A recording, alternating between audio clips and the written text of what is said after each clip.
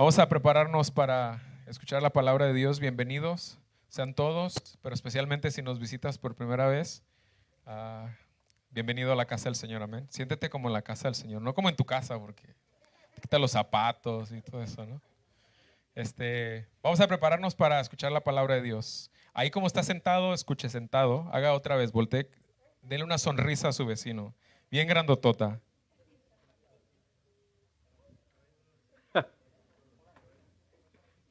Dígale, qué bueno verte, qué bueno que estás aquí hoy.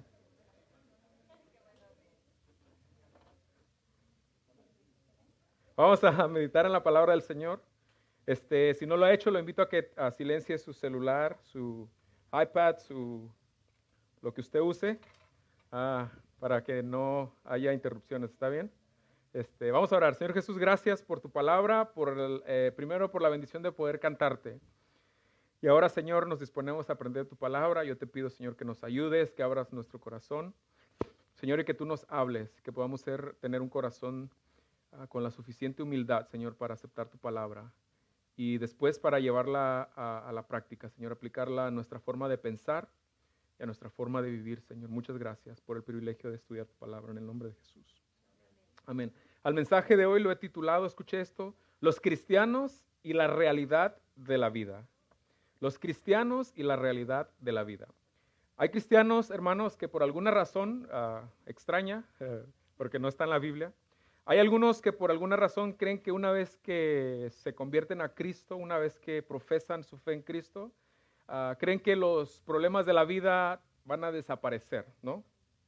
Y especialmente si se la pasan escuchando este nuevo evangelio de la prosperidad que te dice que el cristiano nunca debe sufrir. Entonces, los cristianos que viven bajo esa creencia, cuando empiezan a tener problemas en su vida, primero se enojan con Dios, ¿ok? ¿Por qué me pasa esto a mí? Dicen algunos. Segundo, se enojan con la iglesia a veces y dejan de venir a la iglesia porque empezaron a tener problemas. Y tercero, el colmo, se enojan con el pastor. El colmo, el pastor. Entonces, porque viven bajo la convicción de que un cristiano nunca debe padecer sufrimientos. Pero como lo vamos a estudiar hoy en la Biblia, el ser cristiano no nos hace inmunes, iglesia, a padecer dificultades en la vida. ¿Cuántos sabían eso? ¿Ven? Algunos, ¿verdad? Bueno, todos cristianos y no cristianos estamos expuestos a experimentar los problemas propios de la vida. ¿Por qué? Bueno, principalmente porque cristianos y no cristianos seguimos siendo igual de humanos. ¿No es cierto? El hecho de haber nacido de nuevo, espiritualmente hablando, no nos convirtió en personas hechos de otra materia diferente a los que no son cristianos. Nuestro interior ciertamente fue transformado, ¿no es cierto? Pero seguimos siendo tan humanos como cualquier otro ser humano. ¿Cuántos sabían eso? ¿Verdad? Ahora escuche esto, la palabra de Dios dice que algún día tu cuerpo va a ser transformado, nuestro cuerpo va a ser transformado, ¿no es cierto? Será glorificado. Pero mientras llega ese día, engordamos,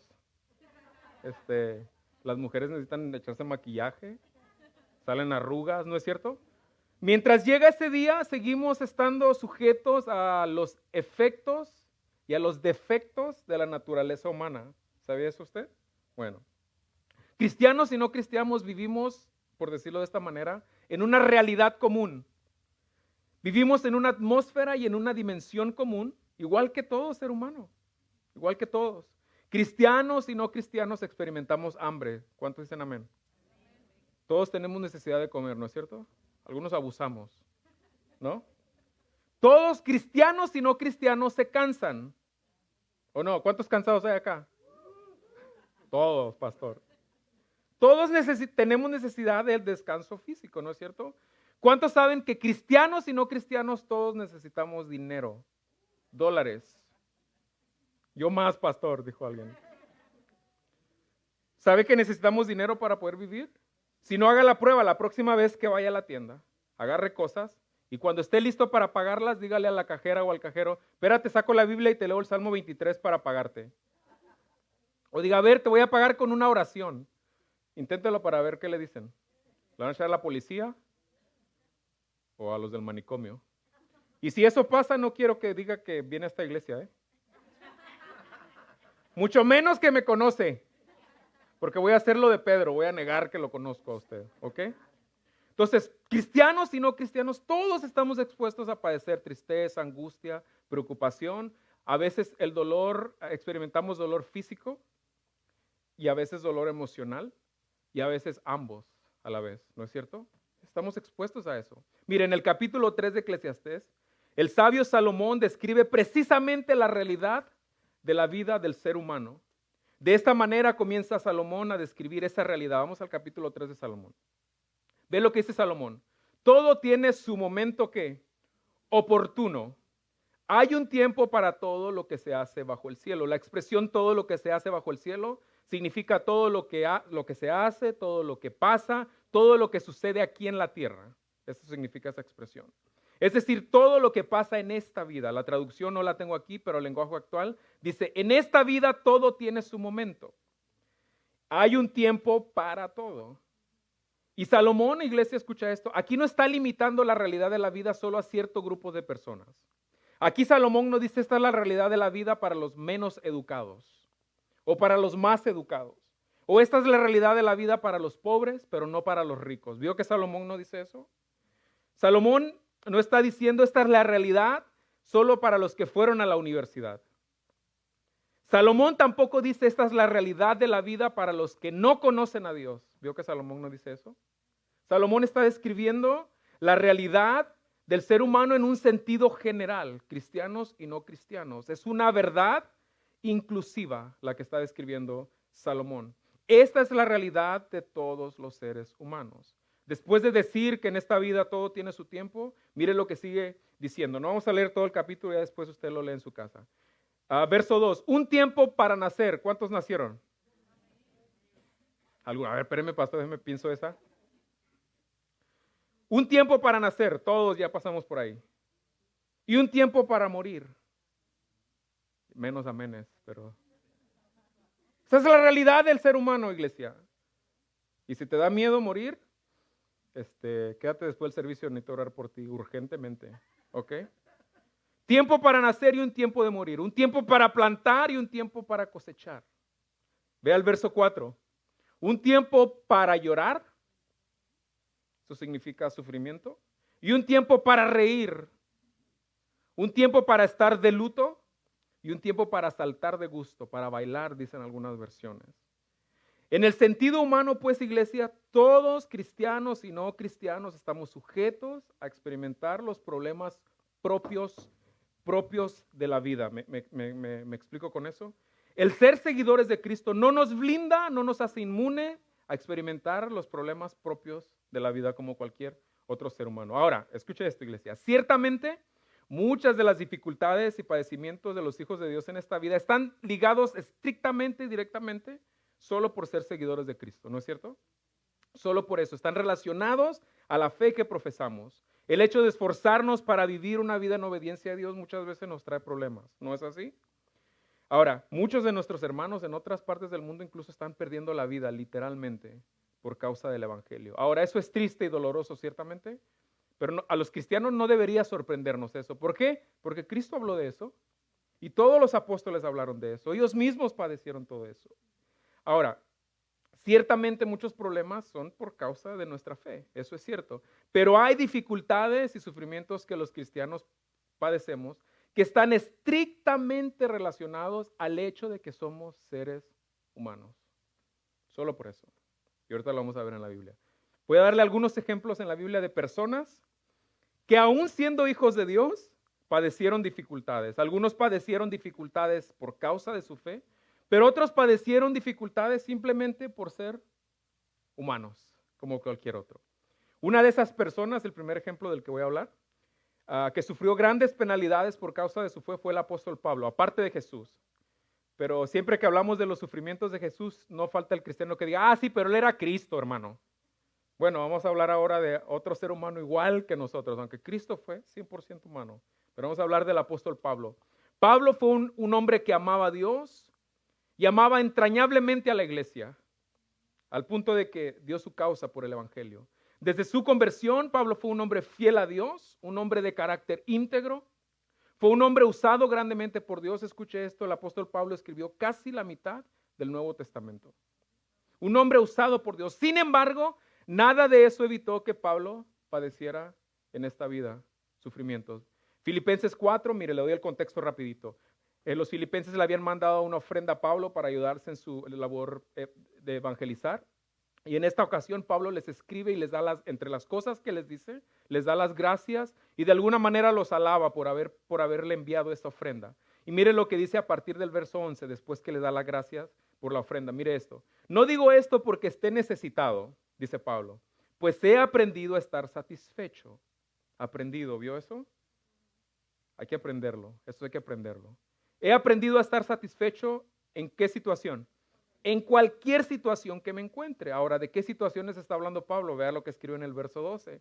Sé lo que es vivir en la pobreza y lo que es vivir en abundancia. He aprendido a vivir en todas y cada una de las circunstancias, tanto a quedar saciado como a pasar hambre, a tener de sobra como a sufrir escasez. ¿Sufría Pablo escasez? Obviamente que sí. Ahora, en otra ocasión, escuche esto, Pablo le escribe sobre sus dificultades, pero esta vez le escribe a los corintios, también hablando de los padecimientos en su vida. Vea cómo lo escribe el apóstol Pablo en 2 Corintios 11:24. Eso está interesante, escuche esto. 5 veces recibí de los judíos 39 azotes. Azotes, no caricias, azotes. Verso 25. 3 veces me golpearon con varas. ¿A cuántos los han golpeado con varas? Pues tu papá y tu mamá a lo mejor cuando hacías travesura. Pero este es otro tipo de varas y de golpes, ¿no? Una vez me apedrearon. ¿Vio eso? 39 azotes. 5 veces, 39 por 5. Bueno, luego sacan la matemática. 3 veces me golpearon con varas. Una vez me apedrearon. 3 veces naufragué. Y pasé un día y una noche como un náufrago en alta mar. Ahora, escucha esto, iglesia. Escucha esto. En el verso 24, Pablo habla de 39 azotes que recibió primero, 5 veces. Y luego dice, habla de las 3 veces que fue golpeado con vara. Y luego dice, me apedrearon una vez, ¿no es cierto? Ahora, escucha esto. Todo eso fue por causa de la fe que Pablo profesaba. ¿Me sigue? Estos sufrimientos hasta aquí son por causa, estaban relacionados directamente porque Pablo era seguidor de Cristo. Pero les pregunto, ¿y el naufragio? En Hechos 27, Pablo narra una de las veces que naufragó. ¿Y sabe qué fue lo que hizo que la nave naufragara, que el barco naufragara? Un huracán, una tormenta, un fenómeno natural. ¿Vio lo que Pablo escribe? Fue un huracán lo que ocasionó que el barco en el que iba Pablo y sus compañeros naufragara. Fue algo ocasionado por la naturaleza. Ciertamente Dios lo permitió, ¿no es cierto? Pero fue un fenómeno natural. ¿Saben, iglesia? A los hijos de Dios también nos afectan los fenómenos naturales. ¿Sabían eso ustedes o no?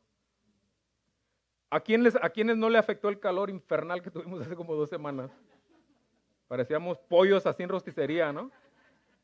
¿A poco usted cree que a los cristianos no les afecta eso? Claro que sí. Iglesia, a los cristianos también nos moja la lluvia. ¿Verdad? ¿O no? Ahora mismo en muchos lugares en Puerto Rico, ¿cuántos están siguiendo la noticia? Se inundaron. Personalmente yo conozco amigos en Houston que tienen familia en Puerto Rico a los que se les inundaron la casa. Gente de Dios.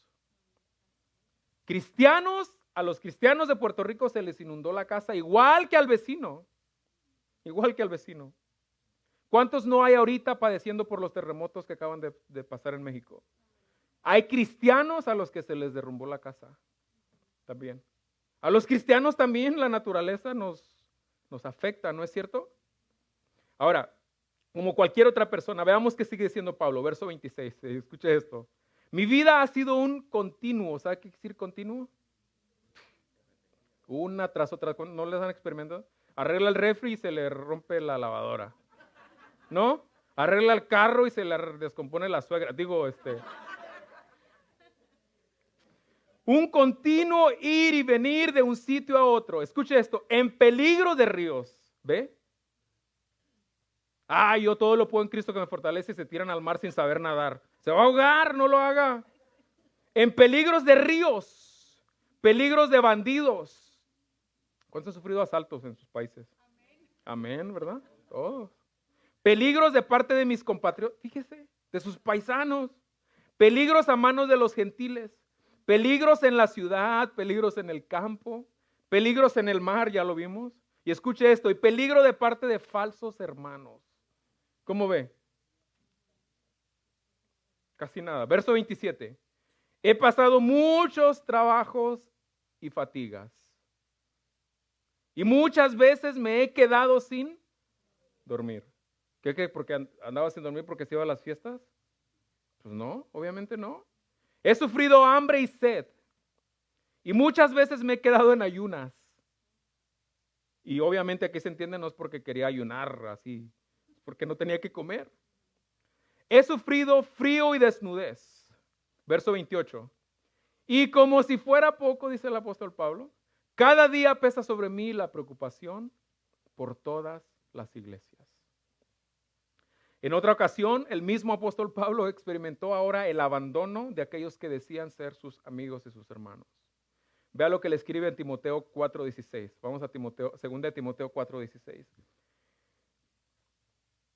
En mi primer defensa, nadie me respaldó. ¿Cuántos respaldaron a Pablo? Ahora, aquí Pablo está enfrentando un juicio ante las autoridades. ¿Por qué creen? Por predicar el evangelio.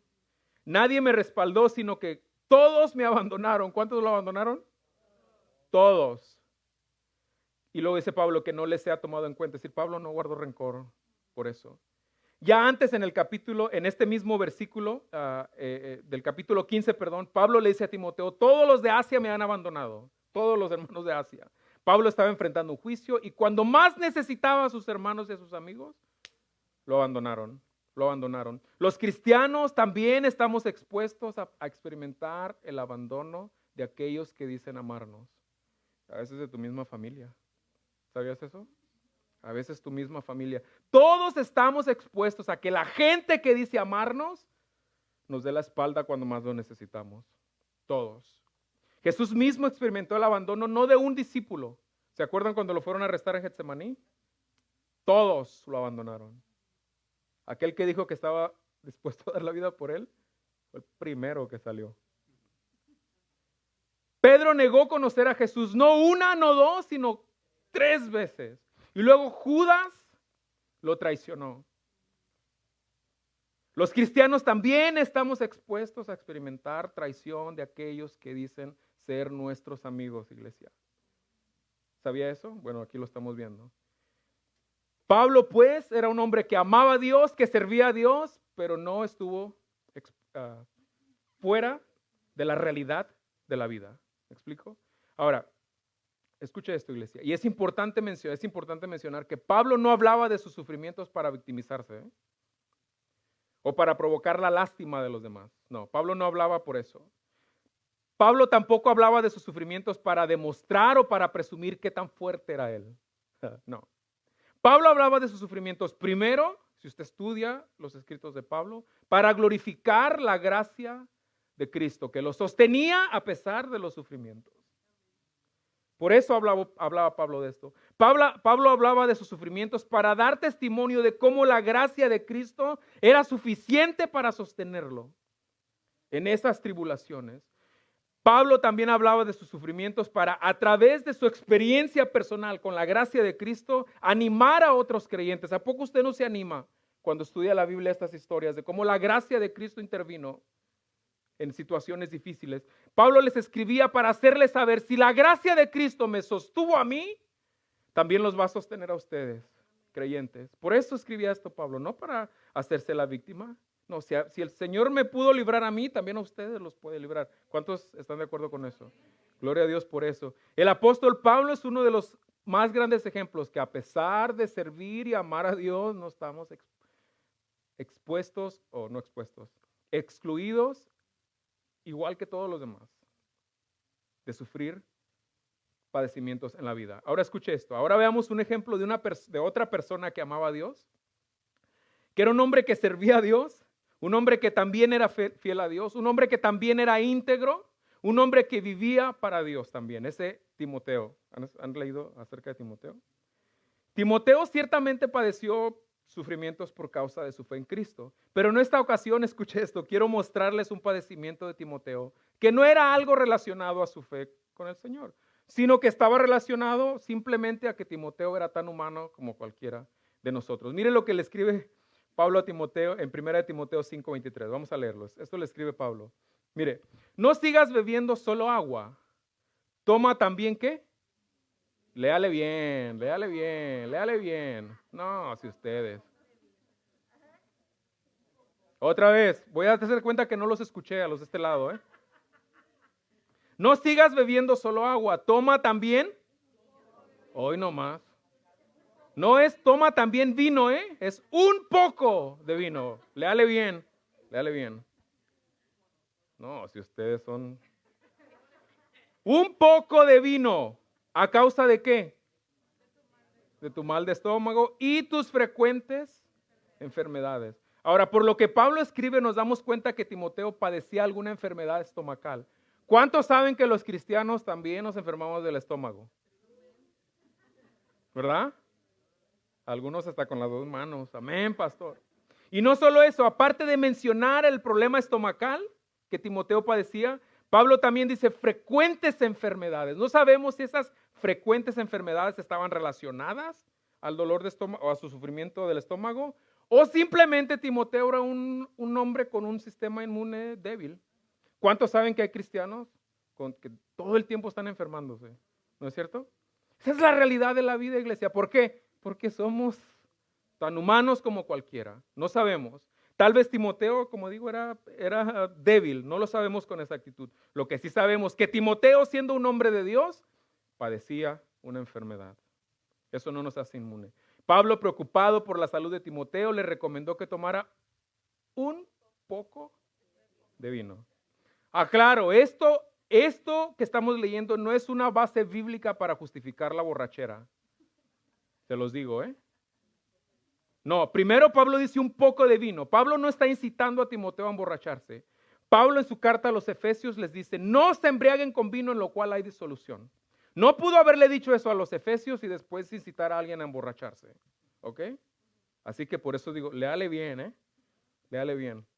Y en el griego yo revisé el texto, dice exactamente lo mismo. Ay, pastor, a ver, explíqueme eso en el griego. No, si algunos salen bien vivos, ¿eh? Pablo no pudo haber dicho una cosa y después no. Así que no vaya a salir que la próxima vez que le duele el estómago, pues el pastor dijo. Y dice, pastor, tomé vino, no se me quedó el dolor de estómago, pero se me olvidó un ratito. No vaya a hacer eso. Timoteo, pues, era un claro ejemplo de, aún sirviendo a Dios nos podemos enfermar, iglesia. Es normal. Si no te lavas las manos cuando comes, si no te bañas seguido, te puedes enfermar. Si no te bañas, te enfermas tú y enfermas a los otros, ¿verdad? Así es que bañarse. Esa es parte de la realidad de la vida, iglesia. Ahora vamos a ver otro ejemplo. Escuche esto. Ponga atención. Vamos a ver otro ejemplo. Ahora veamos otro ejemplo. Mateo 8, 14, 15. Vamos a leerlo rapidito. Vamos a leer Mateo 8, 14, 15. Escuche esto. Póngale atención al texto. Cuando Jesús entró en casa de ¿quién? De Pedro. ¿Vio a quién? ¡Ja! La Biblia también habla de las suegras, iglesia, ¿eh? Vio a la suegra de o sea, de Pedro, en cama como con fiebre. Verso 15, le tocó la mano Jesús y la fiebre se le quitó. Luego ella se levantó y comenzó a servirle al Señor. ¿Estaba enferma? Ahora, Pedro es uno de los 12 discípulos de Jesús, o fue uno de los 12. Un hombre que caminó con el Hijo de Dios. Este hombre que caminó físicamente, literalmente con Cristo, también lidiaba con problemas de salud en su familia. ¿Vio eso? Y de una vez les advierto, no me pregunten por qué la suegra de Pedro vivía con él. No lo sé, pero la señora vivía ahí. No sé por qué. ¿Ok? Y estoy seguro, aunque ustedes no lo crean, que a Pedro le interesaba o se preocupaba. Es la mamá de su esposa. ¿A poco no? ¿A poco usted no le preocupa? Sea sincero, tampoco me mienta, ¿eh?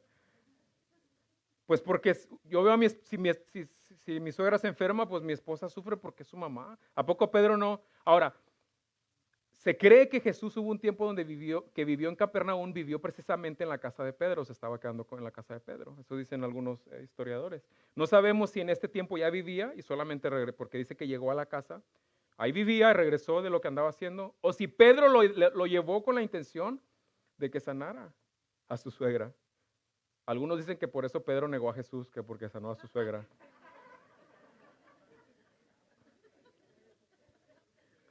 No es cierto, ¿eh? No se crea. Pues me sanó a mi suegra, pues no lo conozco. Pedro, pues, es otro ejemplo de que todos los seres humanos, incluidos los cristianos, tenemos problemas de salud en nuestra familia, iglesia. ¿O no? Dos ejemplos más rapidito. Dos del Antiguo, ahora vamos al Antiguo Testamento. ¿Ok? Mire, Samuel fue uno de los profetas más grandes de la historia de Israel. ¿Sabían eso? Samuel ungió a Saúl, escuche esto, que fue el primer rey de la historia de Israel. Y luego Samuel ungió también a David, el rey más prominente de la historia de Israel. Samuel fue el resultado de un milagro. Ana, su mamá, no podía quedar embarazada. Luego Ana le pidió al Señor, le dijo, si tú me concedes tener un bebé, yo te lo voy a dedicar. Por eso, y Dios escuchó su oración. Por eso Ana le puso Samuel, que significa Dios ha escuchado. Y Ana cumplió su promesa. Desde muy pequeño, Samuel empezó a servir a Dios, empezó a conocer la ley de Dios, empezó a amar a Dios desde muy pequeño, toda su vida prácticamente. Fue un hombre de una conducta y de un carácter intachable, el profeta Samuel. Fue un hombre fiel a Dios. Sin embargo, vea lo que pasó con los hijos de Samuel. Vamos a leer el texto. Cuando Samuel entró en años, ¿qué significa esto? Que estaba ya prácticamente. Puso a sus hijos como gobernadores o como jueces. En este tiempo, Israel era gobernado por jueces. ¿Ok? Dice, como gobernadores o jueces de Israel. Samuel está a punto de morir, ya está muy viejo, y él pone a sus dos hijos a gobernar sobre Israel, con sede en Berseba. El hijo mayor se llamaba ¿cómo? Joel, y el segundo, Abías. Verso 3, escuche esto, iglesia, vea esto conmigo. Pero ninguno de los dos hijos de Samuel siguió el ejemplo de su padre, sino que ambos, los dos hijos, se dejaron guiar por la avaricia. Si usted estudia la historia de Samuel, Samuel no era un hombre avaricioso. Luego dice, aceptando sobornos. Si usted estudia la historia de Samuel, Samuel no era esto. Y pervirtiendo la justicia, menos pervirtiendo la justicia. Se dejaban sobornar. Haga de cuenta los gobernadores de México, de El Salvador, de todos allá. Mire, he escuchado a padres frustrados, enojados, decepcionados con Dios. Dicen cosas como, no entiendo por qué si a mi hijo le enseñé el amor de Dios desde niño y mira ahora ya no quiere saber nada de Dios. Y están frustrados y están enojados y se enojan con Dios porque sus hijos a quienes enseñaron el temor de Dios desde pequeños ahora ya no quieren saber nada de Dios. Pero la realidad de la vida, iglesia, es que a veces, aunque les enseñemos a nuestros hijos a amar a Dios desde pequeños, va a llegar el día donde ellos van a tener que tomar su propia decisión de servir a Dios o no servirlo. Y eso los padres no tenemos control sobre eso. Una vez que ellos son adultos, ellos van a tener que tomar su propia decisión. Ellos son los responsables de tomar su propia decisión. Y sobre eso tú como papá y como mamá no tienes control. Ellos van a tomar su propia decisión. Si les enseñaste el camino del Señor, así como Samuel, y ya de adultos ellos deciden apartarse de Dios, eso ya no es tu culpa. ¿Sabías eso? Y no deberías sentirte culpable por eso. El hecho de que los padres amen y sirvan a Dios no es una garantía de que nuestros hijos van a ser salvos, iglesia. ¿Sabían eso? El hecho de que yo sea pastor no me garantiza que mi hijo va a ser salvo. Ahora, yo quiero que mis hijos sean salvos. Por supuesto, ¿usted cree que Samuel no quería que sus hijos siguieran su ejemplo? Pero no lo hicieron. El caso del profeta Samuel es un claro ejemplo de que a veces los padres cristianos también vamos a lidiar con hijos que no quieren servir a Dios. Está bien, eso es parte de la vida. parte de la vida. Ellos decidieron, los hijos de Samuel, y a veces nuestros hijos deciden lo mismo. Los padres que conocemos a Dios debemos hacer nuestro mejor esfuerzo por enseñarles el amor de Dios. Pero llega el día donde ellos deben tomar su propia decisión, ¿no es cierto? Si deciden no seguir a Cristo, a nosotros solo nos queda seguir orando por ellos, seguir amándolos igual y seguir mostrándoles el amor de Cristo. No nos queda otra. Y dejar que Dios tome el control de sus vidas. Samuel, pues, es un claro ejemplo de que los cristianos también tenemos problemas con nuestros hijos, ¿o no? ¿Usted cree que el pastor no tiene? No, viera mis hijos, híjole. A veces los hijos del pastor son peor que los... Todos tenemos problemas con nuestros hijos. Un último ejemplo, rapidito. Esta vez la protagonista es una mujer viuda. Vamos a 2 de Reyes 4:1-7. Escuche esto, escuche el relato. La viuda de un miembro de la comunidad de los profetas le suplicó a Eliseo, al profeta Eliseo, que también era un profeta de Dios. Esto le dice la mujer, mi esposo, preste atención a estas palabras. Le dice la mujer, mi esposo, su servidor, ¿qué quiere decir eso? Que el esposo de esta mujer servía a Eliseo. O sea, servía a Dios en formas prácticas, ¿no es cierto? Ha muerto y usted sabe que, escuche esto, usted sabe, le dice a Eliseo, que mi esposo le era fiel a Dios. Ahora, después de observar el texto, les hago la siguiente pregunta. ¿Esta familia, la esposa, el esposo que había muerto y los 2 hijos, amaban a Dios, esta familia? Es claro que sí. Si era una familia que conocía a Dios, la mujer le dice a Eliseo, mi esposo, su servidor, y el que era fiel a Dios. Pero a pesar de que la familia amaba y servía a Dios, estaban atravesando un tiempo bastante difícil. Primero, la mujer perdió a su esposo. La muerte de un ser amado la experimentan tanto los que no conocen a Dios como los que sí lo conocemos. ¿No es cierto? Y no solo estamos expuestos a sufrir la muerte de un ser querido, un día todos nosotros, vamos a tener que partir de esta tierra. ¿Sabían eso? ¿O no? ¿Usted no piensa irse nunca? ¿No? Ustedes me ven raro. Ay, yo no, pastor. Todos algún día vamos a tener que partir de este mundo. Esa es la realidad de la vida, iglesia. Cristianos o no cristianos, algún día vamos a dejar este mundo. El esposo de la mujer de la historia amaba a Dios, pero aún así un día murió, se fue con el Señor. Cristianos y no cristianos vamos a ir algún día, igual que todos. Sigamos leyendo. Vean lo que sigue diciendo la mujer a Eliseo. Ahora resulta que el hombre con quien estamos endeudados, ¿vio eso? Ha venido para llevarse a mis 2 hijos como esclavos. Esta familia, esta señora, aparte de que había perdido a su esposo, tenía deudas. ¿Cuántos aquí tienen deudas? Ahora, es cierto que muchas veces las deudas que tenemos son el resultado de una mala administración. A veces nos endeudamos porque somos muy malos administrando nuestras finanzas, ¿no es cierto? Y a veces muchas de esas deudas son el resultado, escucha esto, iglesia, de un problema del corazón, del interior. Porque estamos tan obsesionados con lo material que nos empezamos a gastar desmedidamente.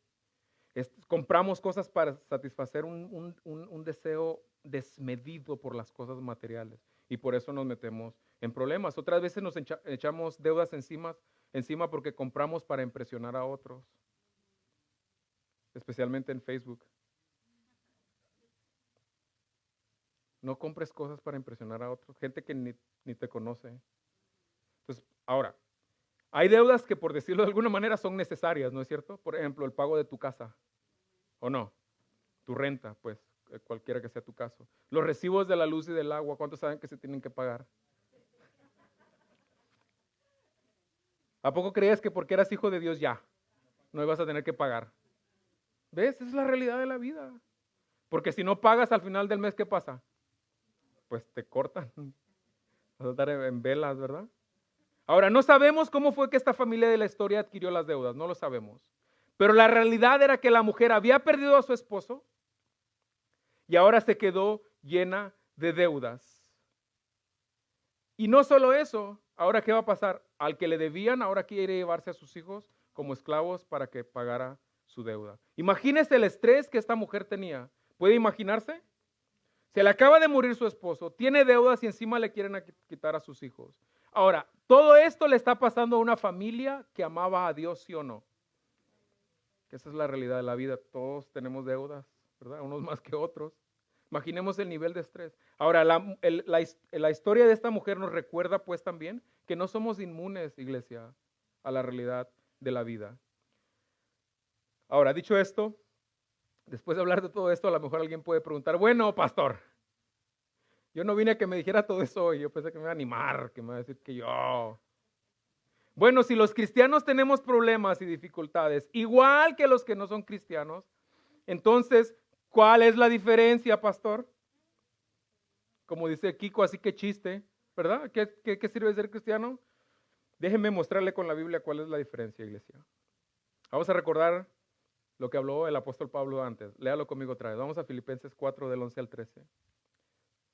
No digo esto porque esté necesitado, pues he aprendido a estar satisfecho en cualquier situación en que me encuentre. Verso 12. Sé lo que es vivir en la pobreza y lo que es vivir en la abundancia. He aprendido a vivir en todas y cada una de las circunstancias, tanto a quedar saciado como a pasar hambre, a tener de sobra como a sufrir escasez. Y vea lo que va a decir en el siguiente verso el apóstol Pablo. Verso 13. Todo lo puedo en Cristo que me fortalece. Iglesia, eso es lo que hace la diferencia entre el cristiano y el no cristiano. Los hijos de Dios tenemos nuestra esperanza puesta en Cristo y Cristo es quien nos da las fuerzas para enfrentar las realidades de la vida que nos afectan a todos por igual. Nuestra esperanza no está en las cosas materiales, tampoco está en un hombre. Nuestra esperanza está en Cristo y Cristo es el que nos da las fuerzas. Esa es la gran diferencia. Pablo dijo, sea lo que tenga que enfrentar en la vida, todo lo puedo en Cristo, que me da las fuerzas para soportarlo y para, a pesar de eso, seguir avanzando en el propósito que Dios tiene para mi vida. Note que Pablo no dice, puedo soportar todo porque yo soy fuerte.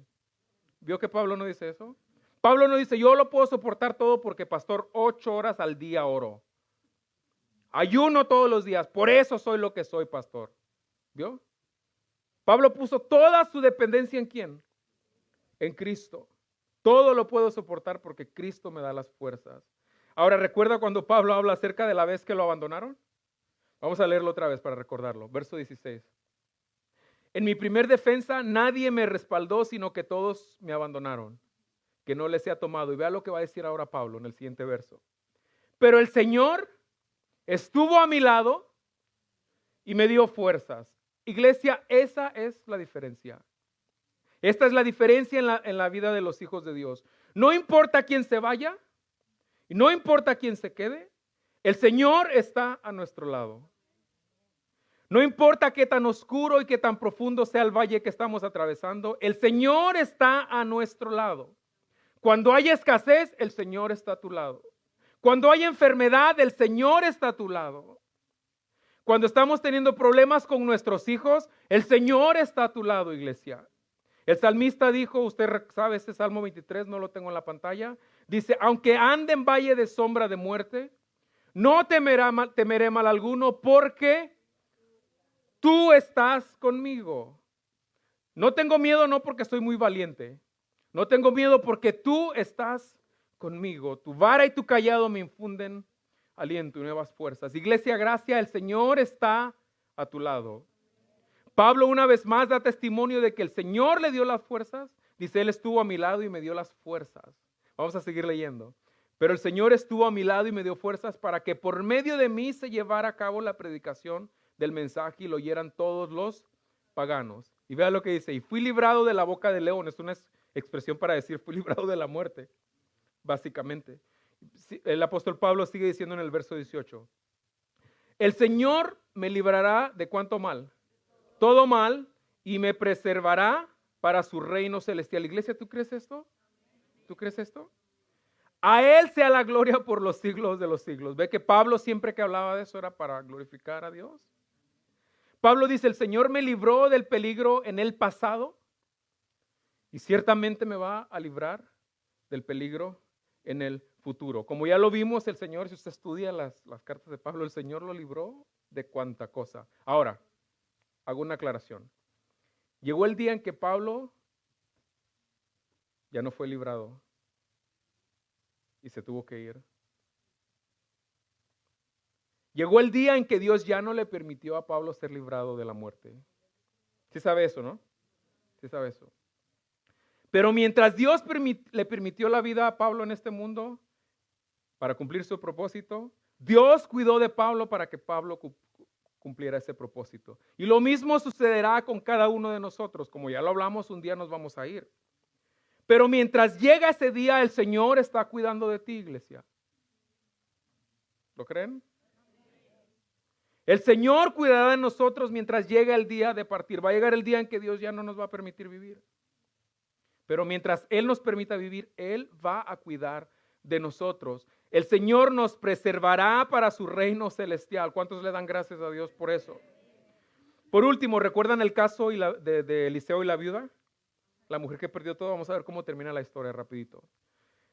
Vamos al siguiente texto. Dice, la viuda de un miembro de la comunidad de los profetas le suplicó a Eliseo: mi esposo, su servidor, ha muerto y usted sabe que él era fiel al Señor. Ahora resulta que el hombre con quien estamos endeudados ha venido para llevarse a mis 2 hijos como esclavos. Verso 2. ¿Y qué puedo hacer por ti?, le preguntó Eliseo. ¿Vio eso? Dice, dime, ¿qué tienes en casa?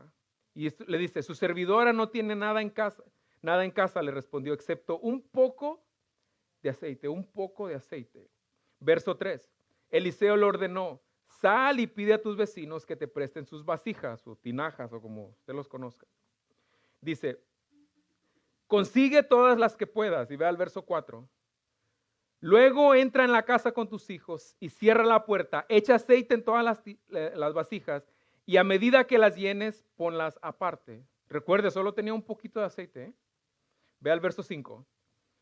Enseguida la mujer dejó a Eliseo y se fue a hacer lo que Eliseo le estaba diciendo. Luego se encerró con sus hijos y empezó a llenar las vasijas que ellos le pasaban. Verso 6.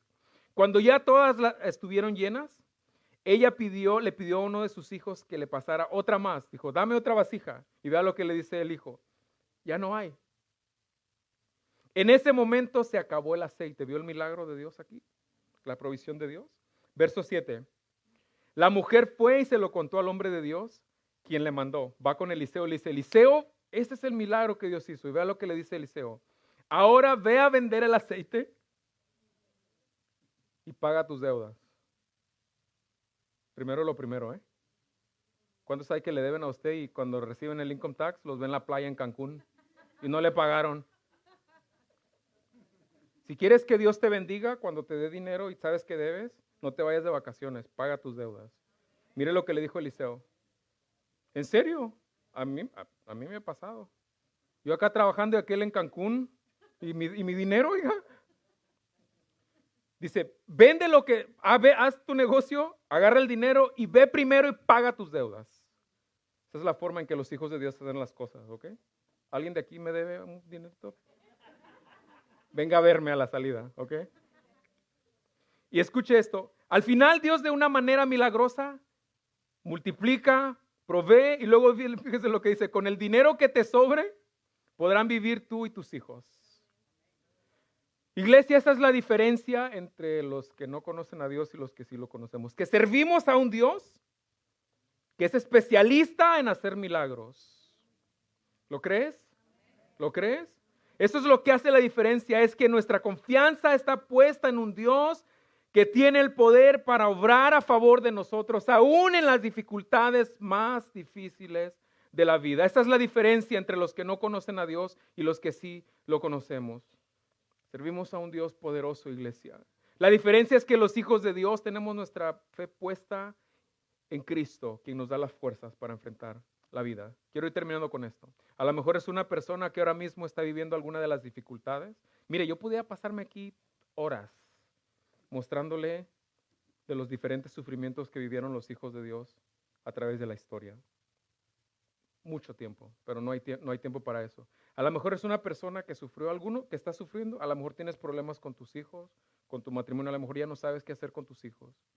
No son ni mayores de edad y ya no puedes controlarlos, porque andan con compañías que no deben, que los andan influenciando de una mala manera y tú ya no sabes qué hacer. Iglesia, el Señor está de tu lado.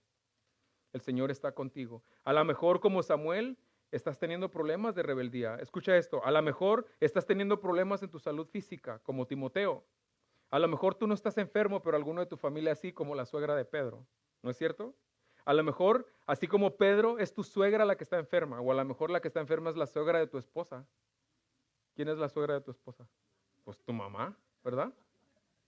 A lo mejor como la viuda de la historia has perdido un ser querido y a lo mejor tienes deudas que por alguna razón, aunque has intentado, aunque haces todo de manera correcta, a veces surgen imprevistos, ¿no es cierto? A veces no podemos pagar las deudas no porque somos irresponsables, sino son imprevistos. Se te descompone el carro y hay que arreglarlo, ¿no es cierto? Y ahí se te descontrola tu presupuesto. A lo mejor ese es tu caso esta mañana y no puedes pagar. El Señor está de tu lado. Y si tú confías en Dios, Él va a obrar a tu favor. A lo mejor tienes problemas en el matrimonio. Yo no conozco los problemas de salud que todos tienen, pero sí sé que algunos están padeciendo porque me lo han contado. Y sepan que estoy orando por ustedes. Y sepan que Dios, en su voluntad y en su soberanía, va a obrar a favor de su iglesia. ¿Cuántos creen eso? Yo sé que ustedes que tienen problemas de salud están confiando en Dios, pero igual en su humanidad tienen miedo, están preocupados. Eso es normal, iglesia. Somos tan humanos, confiamos en Dios, pero seguimos siendo tan humanos como cualquier otro. Hoy a ustedes que están pasando por problemas de salud, el Señor les recuerda que Él está a su lado. Aunque las circunstancias digan lo contrario, el Señor está a tu lado. Él no se ha ido, no se ha ido, no se ha ido. A lo mejor hoy necesitas ser fortalecido porque los problemas de la vida te tienen agobiado, tanto que te han robado las fuerzas. A lo mejor esta mañana te levantaste con el último suspiro que tenías para llegar aquí a la iglesia. A lo mejor necesitas fuerzas en tu alma y en tu corazón. Hoy el Señor quiere darte esas fuerzas. Te voy a invitar a que a través de una oración, hoy le rindas tus preocupaciones a Dios.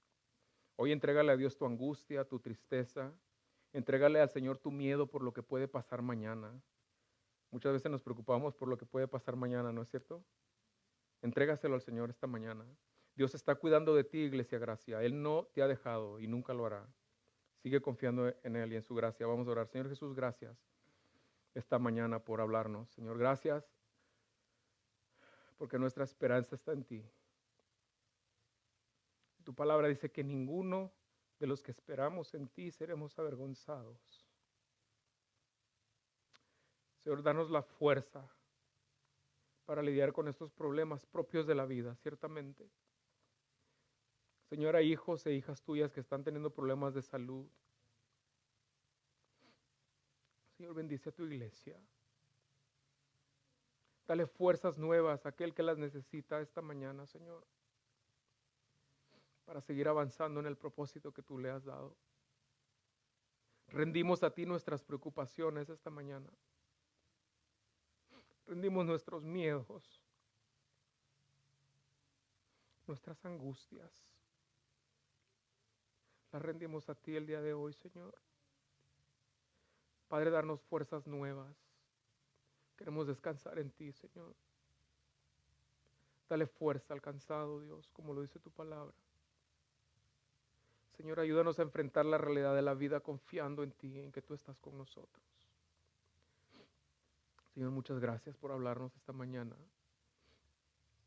Queremos descansar en ti, Señor, y en tus promesas fieles. Muchas gracias en el nombre de Jesús. Amén. Les hablo.